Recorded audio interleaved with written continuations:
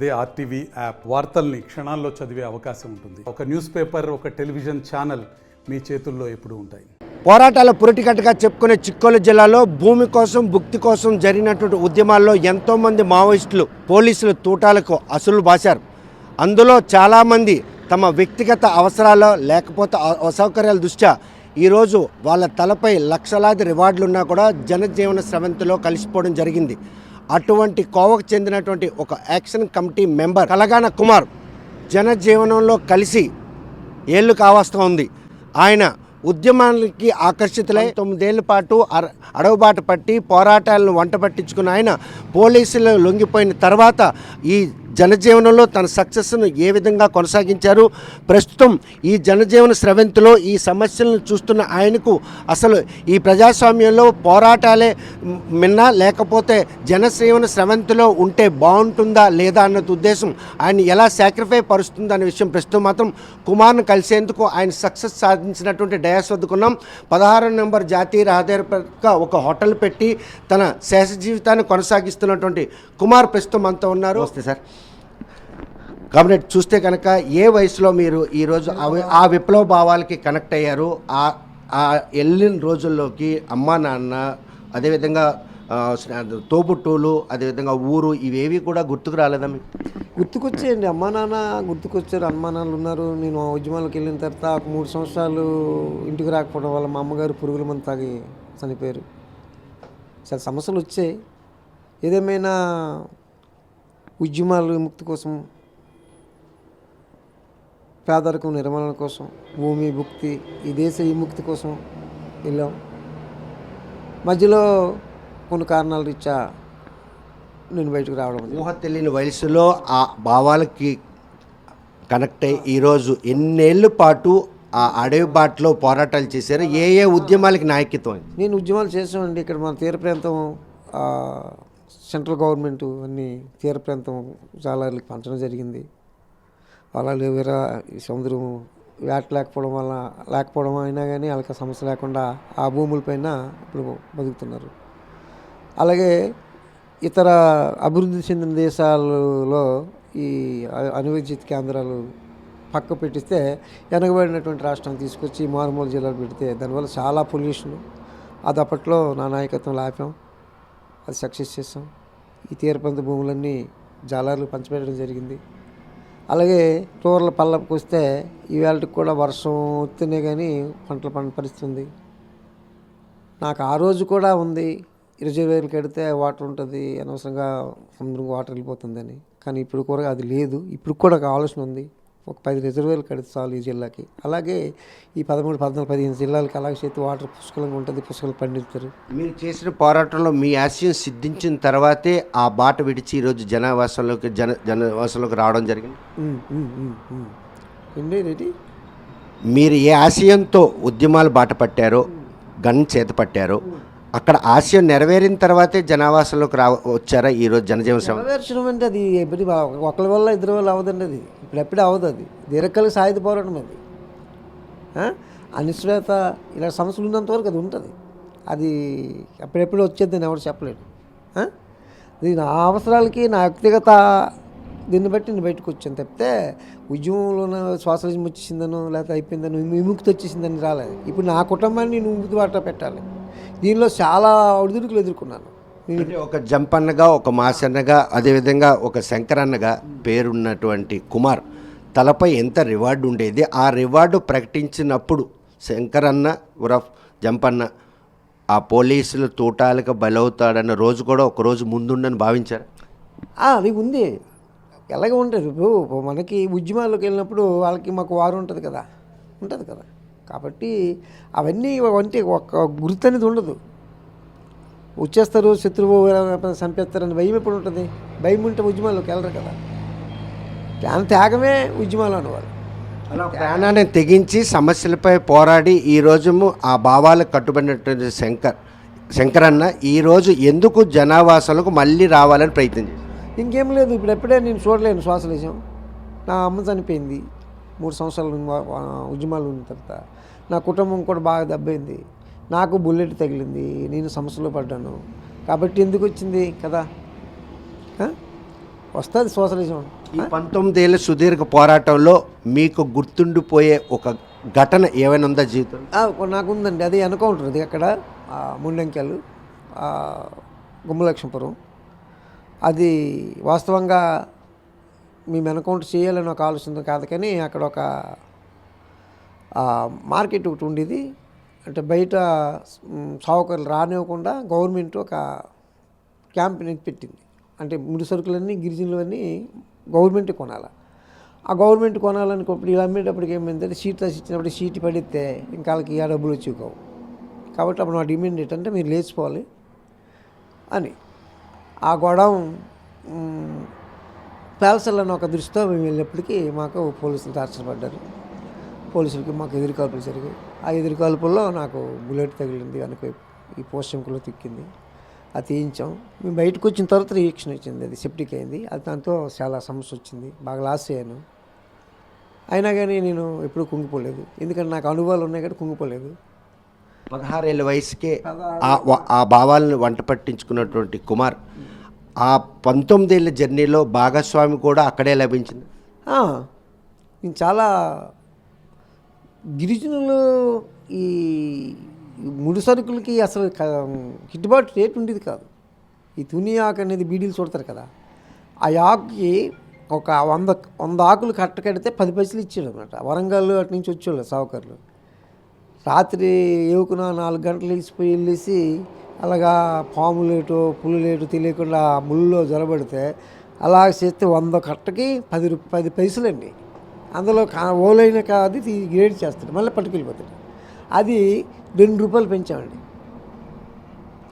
Average తీసుకోమన్నాం, ఓళ్ళు కూడా తీసుకెళ్ళమన్నాం, 2 రూపాయలు పెట్టమన్నాం. అలా ఆదివాసీల సమస్యలపై పోరాడిన కుమార్కి జీవితంలో భాగస్వామి కూడాను ఈ పోరాటంలో లభించింది. ఈ పోరాటంలో జీవిత భాగస్వామి లభించింది. ఎవరి ప్రోత్సాహంతో వివాహం జరిగింది, మీ ఊహ తెలిసింది? లేదండి, నాకు పార్టీ అవసరం కోసం, నా అవసరం కాదు, పార్టీ అవసరం కోసం మ్యారేజ్ ప్రపోజల్ పెట్టింది. అప్పుడు జిల్లా కమిటీ మడ్డు బాబురావు గారు, మనకి జిల్లా శ్రీకాకుళం. అప్పుడు ఉమ్మడి కమిటీ ఉండేదండి, శ్రీకాకుళం విజయనగరం.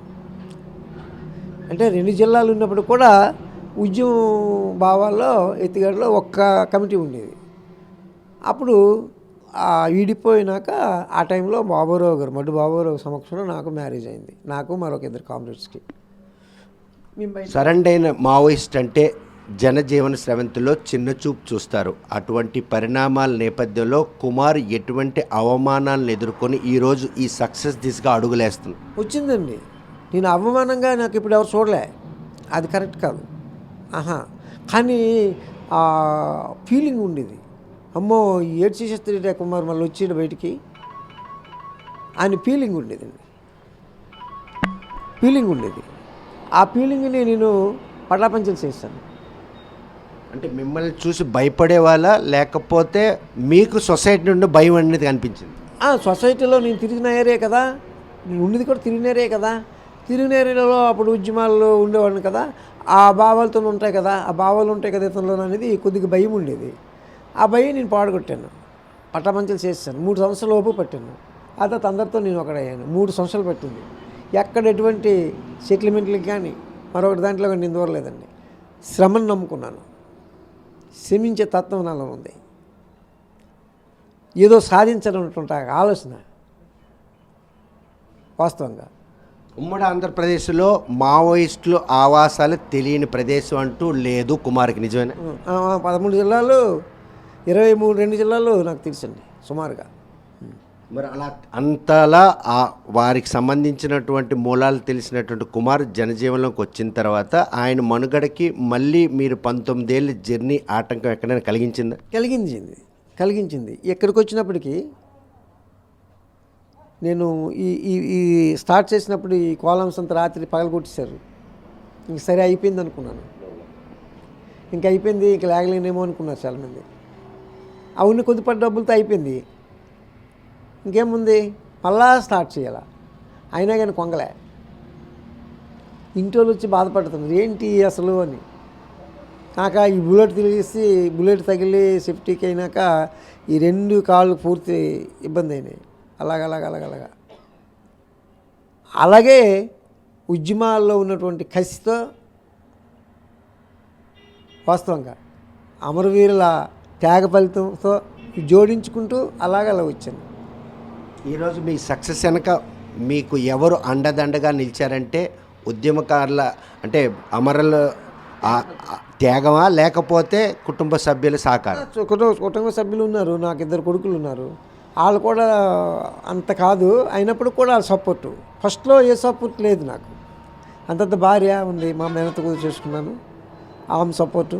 నేను ఎప్పుడో ఒకప్పుడు డేలా పన్ను ఏదో సందర్భంలో ఆలోచించినా కానీ ఎందుకు ఆలోచిస్తావు అనేవాళ్ళు ఇంటి దగ్గర ధైర్యం చెప్పేవాళ్ళు. అది కాకపోతే మరకలాగానే అలా కాదు, మరకలాగా ఎలాగ చేస్తాం, చేయలేం కదా. ఏదో కొంతమందికి ఉపాధి ఇద్దాం, వాళ్ళ ద్వారా మనం బతుకుదాం. ప్రతి ఒక్క మావోయిస్టు కూడాను జనజీవన స్రవంతిలో కలిసిపోయిన తర్వాత సక్సెస్ సాధించిన దాంట్లో కొద్ది మంది మాత్రం ఉంటారు. అందులో ఒకరు కుమార్ అంటే అతిశయోక్తి లేదా? అవి అవ్వచ్చు. నాకుగా నేను ఎప్పుడు వాళ్ళకి తీసుకోను. నేను ఎవరితో పోటీ పడను, నాకు నేనే పోటీ పడతా. మీరు పోటీలోనే సక్సెస్ మిమ్మల్ని వరించిందా? వరించిందండి, వరించింది. మీరు చూస్తున్నారు కదా, వరించింది. ఇప్పుడు ₹1 కోటి అప్పు తెచ్చాను నేను. అప్పు కూడా నాకు ఎవరు ఇవ్వలే, అప్పు కూడా నాకు ఎవరు ఇవ్వలేదు. ఏ బోల్ కొర్లు అయినప్పుడు కూడా జడలే. అది జరగకుండా అలాగ వచ్చాను. సో ఇప్పటికీ ఇంకా ఆ విప్లవ భావాలు మీలో ఇంకా పదిలంగా ఉంది. కష్టం వచ్చిందంటే కుమార్ దగ్గరికి రావాలి, సహాయం చేరాలి, కావాలనుకో కుమార్ దగ్గర. వాళ్ళు ఎక్కడైనా ఏమైనా సమస్యలు వచ్చినప్పుడు నాకు గుర్తుంచినా నేను వెళ్ళను. నేను అస్సలు వెళ్ళను, ఎప్పుడు వెళ్ళలేదు. ఎందుకు అంత విరక్తిది? నేను దాంట్లో ఇంకా దూరం అనుకున్నాను, దూరం అనుకున్నాను. ఎందుకంటే 2 వర్గాలకు వెళ్తే ఎవరికో వర్గం నేను చెడ్డవాళ్ళ, అది నాకు నచ్చదు. అంటే ఉద్యమాల్లో ఆ పోరాటం ప్రజల కోసం చేసినటువంటి ఒక డయాస్ కాబట్టి ఇక్కడ 2 వర్గాలు ఉంటాయనే ఉద్దేశంతో ఆ వివాదాలు అది వెళ్ళను. 2 వర్గాల్లో మధ్య నేను ఎందుకు కదా. కాబట్టి అవి ఇక పూర్తి స్టాప్ పెట్టేస్తాను. నా కుటుంబమే నా జీవితం. అలాగని చెప్పేసి భావాలకి ఎప్పుడు కూడా నేను వ్యతిరేకం కాను. ప్రస్తుతం కేంద్ర రాష్ట్ర ప్రభుత్వాలు పూర్తి స్థాయిలో మావోయిస్ట్ని మట్టు పెట్టేందుకు చేస్తున్న ఎన్కౌంటర్లో ఈ మధ్యకాలంలో చాలామంది అసూలు బాశారు. పూర్తిగా మూలాల్ని వేసే క్రమాన్ని ఏ విధంగా స్వాగతిస్తారు కుమార్? అది స్వాగతించకపోవడం అనేది కాదండి. వాళ్ళ పంద వాళ్ళది. సోషలిజం కావాలా, విముక్తి కావాలా కదా, విముక్తి కావాలా. వీళ్ళ పంద వీళ్ళది కదా. ఆ మధ్యలో వీళ్ళు పోలీసులు బలవడము, ఉద్యమకారులు బలవడం అవుతుంది. ఇది ఇంక కొన్నాళ్ళు ఆగలాగలు అవుతుంది, ఇది ఇలాగ అవుతుంది. అంటే ఇప్పుడెప్పుడే ఇది మంటల్లాగా ఏమి అనిపించట్లేదు, ఇంకా మంటలు కార్చిచ్చులా ఇంకా రగిలే పరిస్థితులు పరిణామాలు ముందున్నాయి అనుకుంటున్నాయి. ఉన్నాయి ఇంకా ఉన్నాయి, ఇంకా రగులుతాయి. ఇప్పటికైనా కుమార్ని మావోయిస్ట్గా కాకుండా, మాజీ మావోయిస్ట్గా కాకుండా ఒక కుమార్గానే పరిణామాలు తీసుకుంటారా, లేకపోతే ఆ తాలుగా ఇంకా ఆ మరక? నేను కుమార్గా తీసుకుంటాను, నేను కుమార్గా మాట్లాడుతున్నాను. మాజీ మావోయిస్ట్ పూర్తి కనుమరుగైపోయింది. నాలో అవేం అక్కర్లేదు నాకు. నేను చెప్తున్నాను కదా, నేను సింపుల్. మీరు మా పిల్లలు ఒప్పుకోకపోతే ఇదిగో రింగు మా వాడు కొనిపెట్టాడు. నాకు అలాంటివి ఉండవు, ఆర్భటాలు ఏమి ఉండవు. నేను సాధారణ కార్మికుడు. నేను మీ సక్సెస్ని చూసి ఆ విప్లవ భావాలకి ఆకర్షితులై ఈరోజు ఆ కమిటీల్లో ఉన్నవారు కనుక జనజీవన స్రవంతిలో కలిస్తే వారికి కూడా మీలాంటి ఒక మంచి రోజు వస్తుంది అనుకుంటున్నారు. వాళ్ళు చేతిలో ఉంటుంది, అది నేను అనుకోవడం కాదు. నా చేతిలో ఉంటుంది. నేను మిగతా నేను పోటీ లేను. వాళ్ళు వస్తే సలహాలు చెప్తాను నేను. నాకు కానీ వాళ్ళు వచ్చి అడిగితే నేను సలహాలు చెప్తాను. మీరు ఎలా బ్రతకండి అలా బ్రతకండి. నా దగ్గర ఉన్న వాళ్ళు కూడా చెప్తుంటాను. డిగ్రీ చేసిన వాళ్ళు ఉన్నారు. అరే బాబు, డిగ్రీ చేసి నువ్వు వికెట్ చేస్తారా, ఇంకోటి వేసుకొని చెప్తాను. నా దగ్గర ఉంచుకోవడం నేను చెప్పను. ఎవడైనా కానీ పెట్టుబడిదారుడు ఉంచుకొని చూస్తాడు, నేను అలా చూడను. డిగ్రీ చేసి ఇక్కడ పని చేస్తావు 10,000 20,000కి అని తిట్టి అవసరమైతే 10,000 ఎత్తున్నా కదా, బెద్ది పెట్టుకురా బాబు అంటాను నేను. దళంలో ఒక డెడికేట్ మెంబర్గా ఉన్నటువంటి కుమార్ ఎన్ని ఎన్కౌంటర్లు చేశారంటే? అది ఉద్యమాలు ఉన్నప్పుడు సహజం, అవేం చెప్పలేము కదా. అది అవసరం కూడా లేదు, అది ఎందుకు ఇప్పుడు అవసరం లేదు. అది పోరాటంలో భాగమే తప్పగా దాన్ని గుర్తు చేసుకోవాల్సి. పోరాటంలో భాగం అంతవరకే. అందుకే నేను ఈ సక్సెస్ అవడానికి కారణం ఏంటంటే మొత్తం టోటల్గా బ్యాన్ చేసుకున్నాను. మా తల్లి చనిపోతే నేను రాలే, ఇప్పుడు బయటకు వచ్చాను. కదా. ఇప్పుడు అందరూ నా అవసరం, నేను వ్యక్తిగత స్వార్థంతో బ్రతుకుతున్నాను అసలు విషయం. అలాగే నేను ఎవరు శత్రువు కాను, పార్టీకి శత్రువు కాను, పాలక వర్గానికి కూడా శత్రువులు కాను. అది. సో ఈ సెకండ్ లైఫ్ ఎలా కొనసాగుతుంది? ఈ లైఫ్ కొనసాగిన నేపథ్యంలో గతం ఘనం అనుకుంటున్నారా, భవిష్యత్తు బాగుంటుందని భావిస్తున్నారు? భవిష్యత్తు బాగుంటుంది అది. ఎందుకంటే ఇప్పుడు నాకు సమస్య వచ్చింది, అయినా కానీ కసిగా ఇప్పుడు నాలాంటి సమస్య వస్తే ఇంట్లో పడుకుంటాడు ఎవడైనా, కానీ నేను పడుకోను, సమస్యను అడుగుతాను. చూస్తున్నారు కదా, ఈ సమస్య అనేది సాధ్యం వెళ్ళనే అంటాను. మా ఇంటి దగ్గర అడుగుతాను, ఎందుకు వచ్చింది, నువ్వు ఎందుకు వెళ్ళావని. ఇప్పుడు అది వదిలే బాబు ఎందుకంటే వాళ్ళకి ఎందుకు ఏమని చెప్పడం, నా కష్టాన్ని ఏమని చెప్పను, సుఖాన్ని ఏమని చెప్పను. అది చూస్తే ప్రస్తుతం మాత్రం 16 ఏళ్ల వయసులో ఊహ తెలియని రోజుల్లో విప్లవ భావాలకి కనెక్ట్ అయినటువంటి కుమార్ మాత్రం మావోయిస్ట్ బాట పట్టారు. 19 ఏళ్ల పాటు సుదీర్ఘంగా సమస్యలపై వివిధ దళాల్లో పనిచేసి చాలా ఎన్కౌంటర్లో కూడా భాగస్వామి అయ్యారు. అందులో భాగంగానే ఎన్కౌంటర్లో తనకు పోలీసు తూటా తగిలినా కూడాను ఆ నొప్పిని కూడా భరిస్తూ పోరాటాన్ని కొనసాగించిన ఆయనకు దళం అవసరాల కోసం అక్కడే వివాహం కూడా చేసుకోవడం జరిగింది. 2 మగపిల్లలతో జనజీవన స్రవంతిలో కలిసిన ఆయన తలపై 5 లక్షల రూపాయలు రివార్డు ప్రకటించిన పోలీసులు ఆ రివార్డు డబ్బులు కూడా తీసుకోకుండా మరో కొత్త జీవితాన్ని ప్రారంభించినటువంటి కుమార్ మాత్రం ఈరోజు సక్సెస్ దిగా అడుగులేస్తున్నారు. ఏ ఆశయ సాధన కోసమైతే దళంలో చేరానో అవన్నీ కూడా మర్చిపోయి సాధారణ మనిషిగా తన కుటుంబం కోసం, తన స్వార్థం కోసం జీవనం సాగిస్తున్న తనను చూసి తోటివారు మాత్రం ఇలానే ఉండాలి అనుకుంటారన్నటువంటి సదభిప్రాయాన్ని కూడా వ్యక్తం చేస్తున్నారు. కాకపోతే జనజీవన స్రవంతిలో కలిసిన తర్వాత తన సాధారణ పరిస్థితులు రావడానికి మాత్రం అడుగడుగున అవాంతరాలు, అవమానాలతో పాటు ఆకలి రోజులు కూడా గడిపాం. అయినప్పటికి కూడా నిస్వార్థంగా తను సక్సెస్ కావాలనే కసి ఈరోజు తనని ఈ దిశగా అడుగులు వేయించిందన్నట్టు ఒక సంతృప్తిని కుమార్ వ్యక్తం చేస్తున్నారు. ఒక మాజీ నక్సలైట్ ఈరోజు జనజీవన సమంతిలో కలిసిన తర్వాత ఇటువంటి సక్సెస్ సాధించడం అంటే దాని వెనుకున్నటువంటి కష్టాలు ఎన్ని అన్న విషయం కుమార్ నోట్ అంటే స్పష్టమైనవి.